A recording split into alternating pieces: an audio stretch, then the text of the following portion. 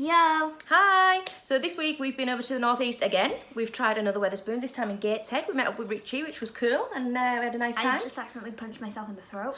Dear me.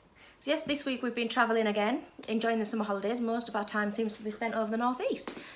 We went to Beamish. We'll talk about that in our live show. But yeah, this week we've got thealexmanners, who is 21 years old. We met him at the Autism Show in June, and he really took our eye because he was wearing an orange suit. Which He didn't take my eye. you weren't there, but he had an orange suit on, which was Chewigem colours, and we thought he would be a great person to get on the podcast. So I'm really excited to have a listen to that now because Jenny has already interviewed him. Should we have a listen? Yeah. Sorry, I'm very tired. See you guys later. Hope you enjoy it. Bye. We love a net and we love a chat. We love to help and that's a fact. So we have made it our mission to find stuff out. From diagnosis and education, steaming out of pure frustration. Chat to folks who've been there too. Collect it together and share it with you. If you know someone we should speak to, send them our way and that's what we'll do. We like to have our sensory natters. You know what?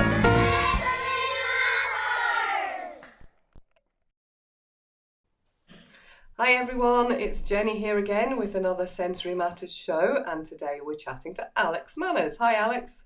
Hello, are you okay? Yeah, really good, thank you.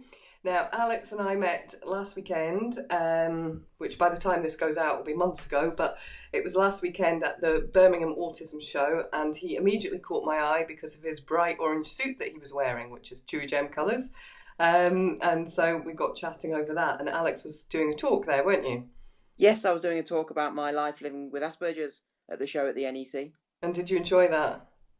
I absolutely love doing it. I mean, I did a talk at the London show the week before, and I was visiting the Birmingham show because I only live a few miles away, and I wasn't actually going to be doing a talk there, but at the last minute they had someone who couldn't do their talk, so they asked me to step in, which I was absolutely delighted and more than happy to do, and I absolutely loved doing my talk.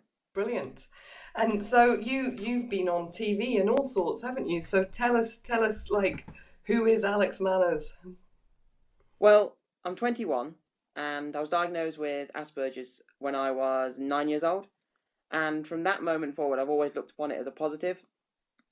And when I got to about, I think I was in sixth form, I developed a love for like television and presenting. And my ambition is to become a TV presenter. So as well as I've got my own children's radio show that I present every week, every Sunday on Solihull Radio.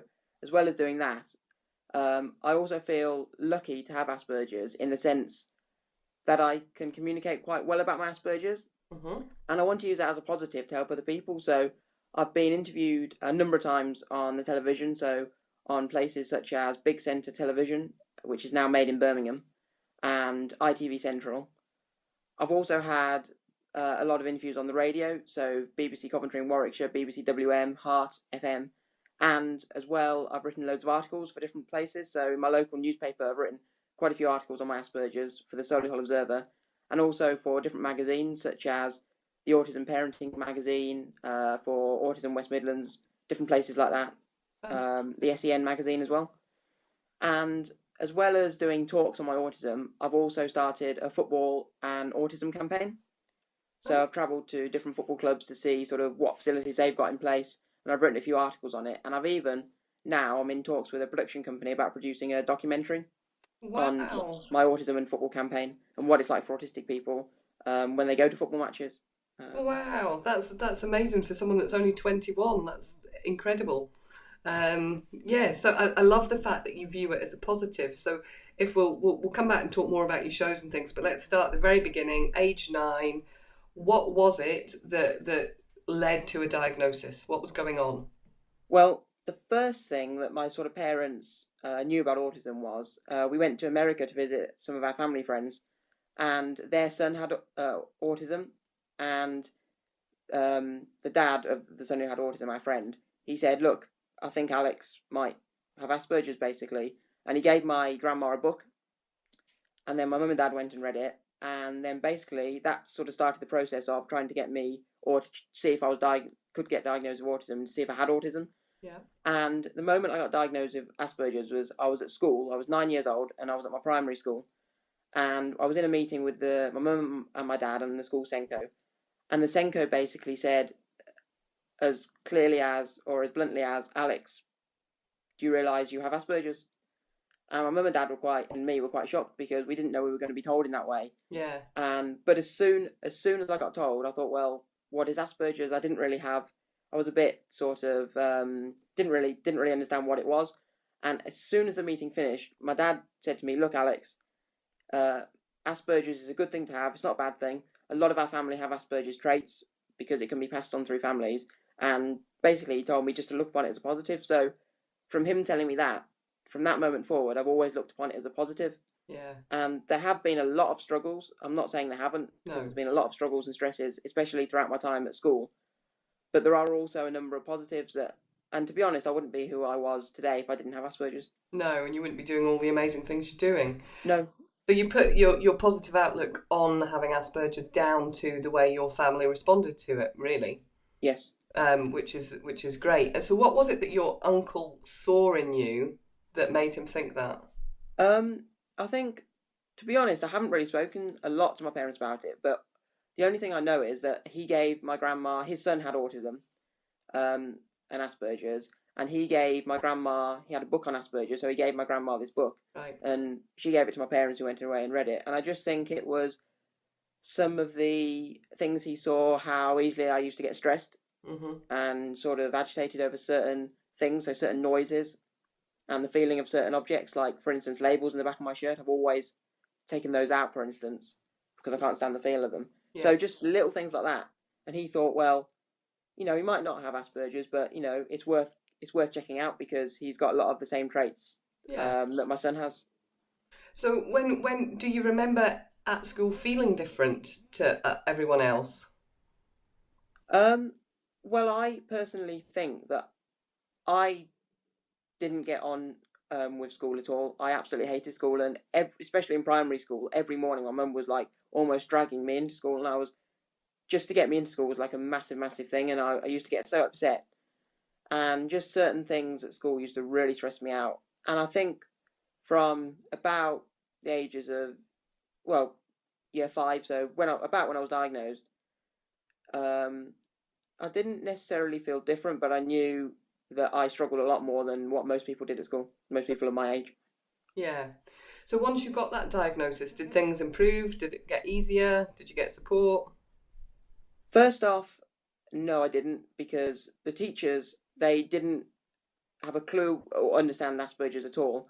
And to be honest, they didn't want to treat me any differently to anyone else. They were saying things like, "Oh, well, don't worry, we won't treat him any differently. There's not one rule for him and one rule for everyone else. There's one set of rules and everyone has to go by them."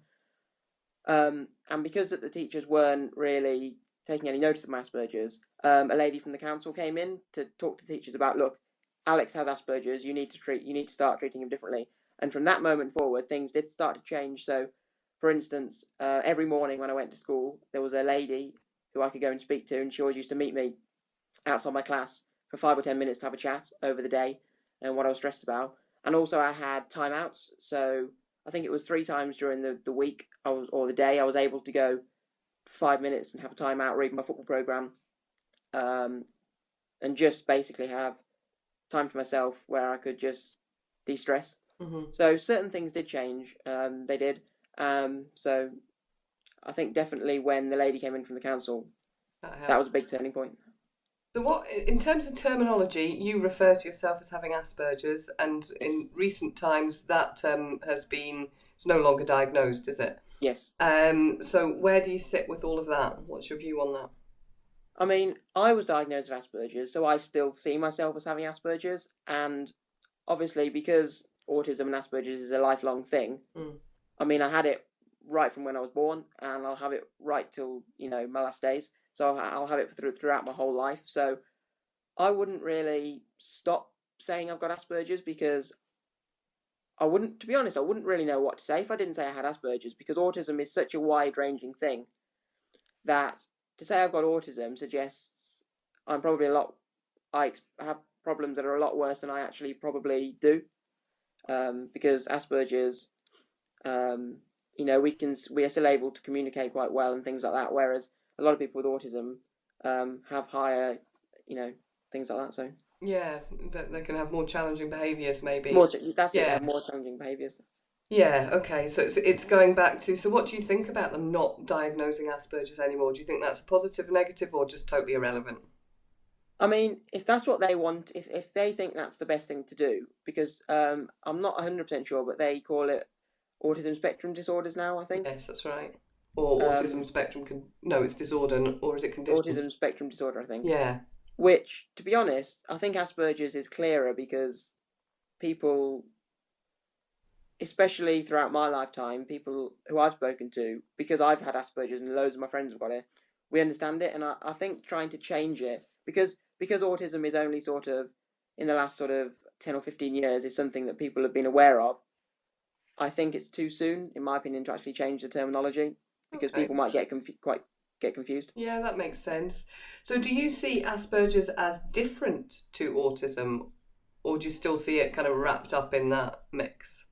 Yeah, I mean, I always say that Asperger's is a form of autism. So whenever I'm telling people, "Oh, I've got Asperger's," they say, "Well, what's that?" And I'll say, "Well, Asperger's is a form of autism," and then they understand. So there's obviously autism is a spectrum, so there's loads of different conditions within the autism spectrum. Asperger's is just one type of autism. Okay. And say I've got all these different types of autism. People have different traits and different things they find stressful and different struggles and challenges. Yeah. So I think Asperger's is just one sort of group or one sort of subtype of autism. Yeah, that makes a lot of sense. So then, obviously, you went to secondary school, I presume? Yes. Mainstream secondary school? Well, I was fortunate that because I was diagnosed when I was in primary school, I went to a secondary school, a private secondary school, that had a lot of help for people with autism and Asperger's. So, for instance, my first 3 years at that school, we only had, I think, 9 people per class. Oh, brilliant. We had 2 or 3 teachers per lesson. Yeah. There were a lot of learning support teachers that really understood the condition, and there were things in place, like there was a lunchtime club that we could go to if we didn't want to go out into the main bulk of the playground outside. So that was brilliant, and I always use sort of when I was in primary school, I had another friend who they thought, or my parents thought, had autism and Asperger's, and he wasn't diagnosed till after he went to secondary school. So he went to a normal secondary school, a big school, and his whole year was the same size as my whole school, and he didn't get on well at all at his secondary school. And because I was able to go to a smaller school that had a lot of things in place to help people with Asperger's, it made a hell of a lot of difference. So being diagnosed early was probably one of the best things that ever happened. Yeah, absolutely. To me, to be honest. Yeah, I mean, certainly from everyone that I've spoken to, it does seem the earlier diagnosis is achieved, the more positive the outcome for people growing up, definitely. Okay, so you're at school and you get an interest in media and all the rest of it. So how did you end up getting a TV show and getting on the radio? How did you end up becoming so passionate about your own condition and able to combine those two things to do what you do now?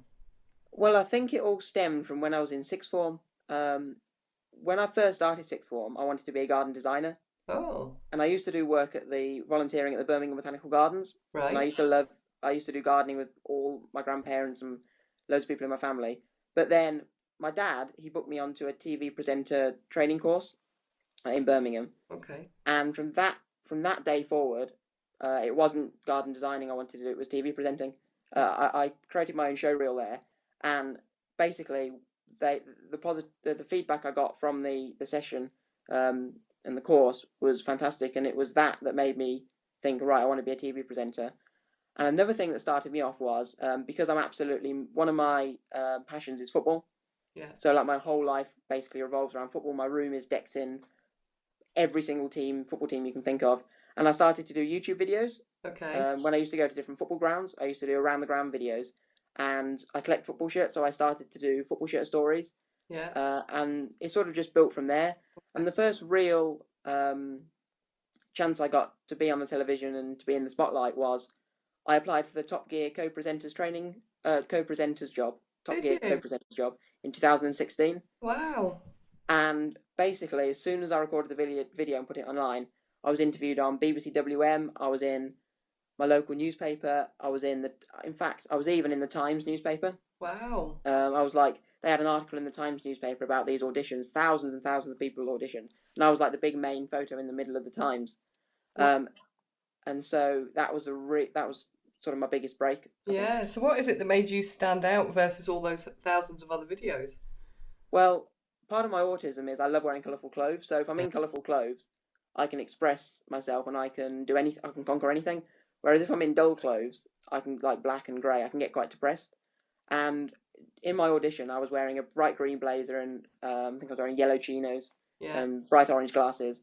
And it was just basically the fact of how colourful I was and how energetic I was, and I think the video just captured people's attention really. Yeah. Wow. Okay. And then tell me about the Rainbow Man. How did that come about? So at the moment, I read my Rainbow Man. I create a different Rainbow Man story every week, and I read it out on my children's radio show that I present on Solihull Radio on Sunday mornings from 8 till 10 a.m. But it all started when I was in sixth form, and I used to come in multicoloured golf outfits and suits and shirts, and a lot of the younger children in the school, so I think year 7s and year 8s, they all used to call me Rainbow Man. They're like, oh, I'd come past this dinner hall, and all the year 7s would be queuing up outside, and there'll be like 10 or 20 of them be like, oh, Rainbow Man, hello, Rainbow Man. And I thought, well, if people of year 7's ages, like I think they're 11, are so into this Rainbow Man idea, why not create it as a show? So I started creating it as a show, and I sent it off to the CBeebies development team, and they reviewed my show in one of their commissioning meetings.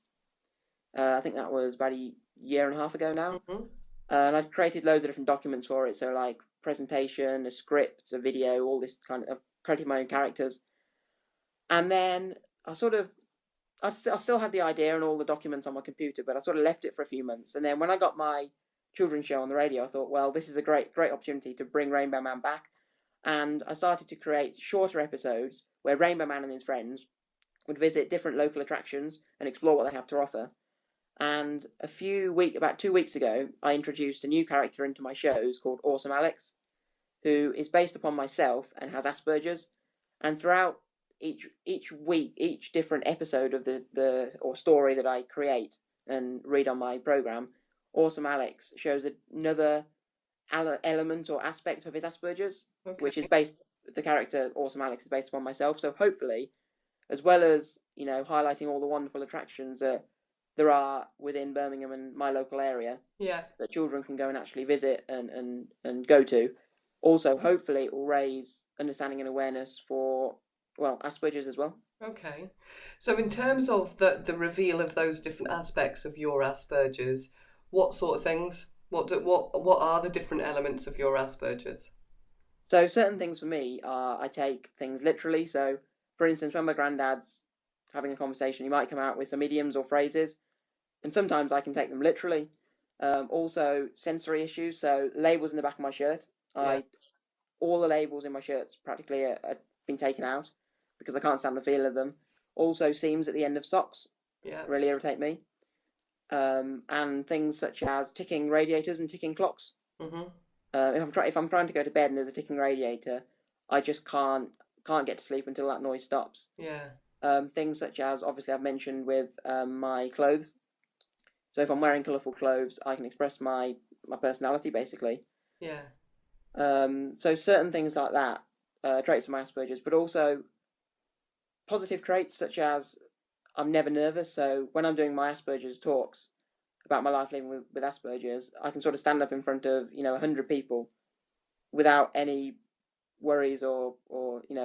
So I think that's a really, really positive thing. And also being able to communicate really well with other people, because a lot of my friends with Asperger's, they find it hard to communicate with others and hold down conversations.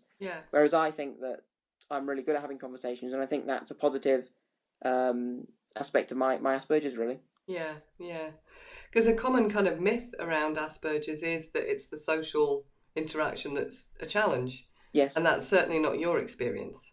No, I mean, sometimes when I meet new people, unless I actually say to them, by the way, do you realise I have Asperger's? They wouldn't have a clue, and it's funny because I always like to use the analogy of, well,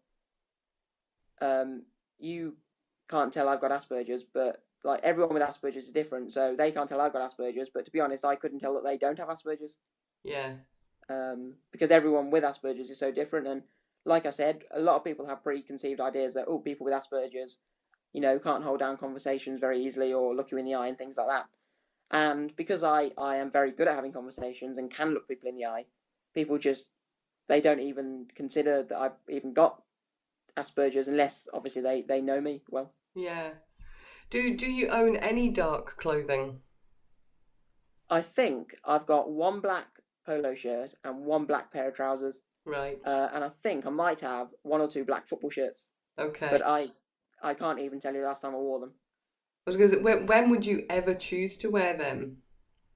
I think I would only ever wear black trousers if I was doing something where I didn't mind them getting muddy, like if I was going on a muddy walk, Yeah. or if I was doing gardening or something. But obviously, because I'm mad on football, I collect football shirts. So sometimes someone will give me a black football shirt, or I'll buy one. Not necessarily to wear just because I collect them. Yeah. And to be honest, football's been a huge help in terms of my Asperger's. In what way? Dealing with a lot of the stresses. Well, when my uncle, he takes me to matches all over the country, so there's 92 professional clubs in the UK, and we're trying to visit all of them. And throughout my time at school, especially, it gave me another angle on life. So when I was stressed at school, I had something to look forward to. Mm-hmm. I had the matches I was going to that week. I had to look forward to, and also I always carry a football brochure or program around with me. And especially at school, whenever I'm stressed, I can just get a football program out, and even just reading that football program for 5 or 10 minutes takes all the stresses and struggles just completely out of my mind. Wow. Well, that was Alex. What did you think of Alex? Pretty good. Yeah, he was cool.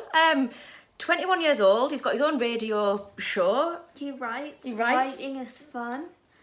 He wears his own style of clothes, which I can appreciate. Yeah, colourful clothing. He likes his colourful clothes. Well, I'm currently wearing black, so we have pretty different styles. But you do like to wear your own kind of style, like Sonic cheeks. I was gonna say, was it Friday? You were dressed complete head to toe in Sonic, including the slippers. Yeah. Yeah. So the fact that he's really involved with going around football clubs and trying to see how autism friendly they are. I hope that the documentary goes ahead because I'd really, really like to watch that. That would be very interesting. It would be awesome, wouldn't it? Yeah. I also want to know which football shirts he's missing out of his collection. Be really interesting to see how many he's actually collected in his lifetime. I can try and buy some if he doesn't have them. Well, maybe we'll have to contact him. Alex, we would love to know which shirts you're missing. Not that we have any, but I'm quite interested in that question. I have money. I can buy them for you. I think he'll be fine, but it'd be nice to know. Also, it'd be nice to know which team he supports, because I don't think he mentioned it. I'm presuming because he's from Birmingham, it's going to be Birmingham City or Aston Villa. But who knows? Anyway, we hope that you guys enjoyed it. Could be some random team I don't know, Germany for all we know. Could possibly be. But yeah, we hope that you all enjoyed Alex's podcast this week.